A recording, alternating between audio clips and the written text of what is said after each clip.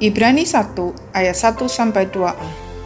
Setelah pada zaman dahulu Allah berulang kali dan dalam berbagai cara berbicara kepada nenek moyang kita dengan perantaraan nabi-nabi, maka pada zaman akhir ini Ia telah berbicara kepada kita dengan perantaraan Anaknya.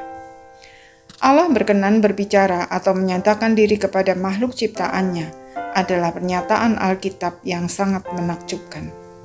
Artinya, Allah bukan Allah yang hanya menciptakan lalu meninggalkannya begitu saja, melainkan Allah yang mengasihi dan senantiasa memelihara ciptaannya.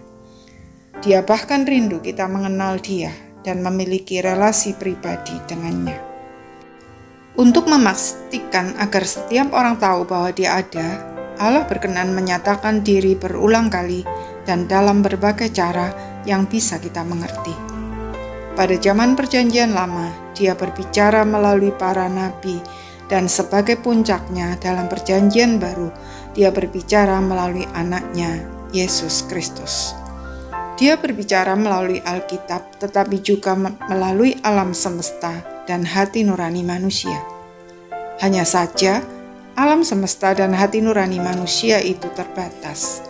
Hanya bisa menyatakan keberadaan Allah, tetapi tidak bisa menunjukkan kehendak Allah.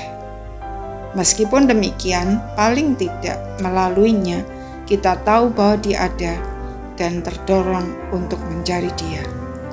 Hanya Alkitab yang bisa menunjukkan kehendak Allah, karya keselamatan dalam Yesus Kristus, dan hidup yang kekal. Untuk menyelesaikan masalah dosa yang menjadi penghalang relasi kita dengan Dia, Tuhan Yesus bahkan mau menjadi manusia dan mati di atas kayu salib. Dengan percaya dan menerima Dia sebagai Tuhan dan Juru Selamat secara pribadi, relasi pribadi kita dengan Allah serta kemampuan untuk mendengar suaranya yang sudah rusak karena dosa dipulihkan.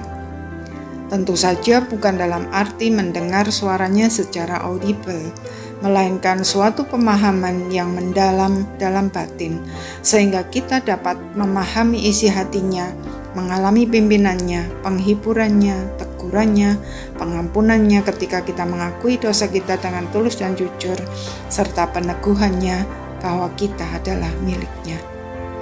Roma 8 ayat 16 berkata, Roh itu, yaitu Roh Kudus yang tinggal dalam orang percaya, bersaksi bersama-sama dengan roh kita bahwa kita adalah anak-anak Allah.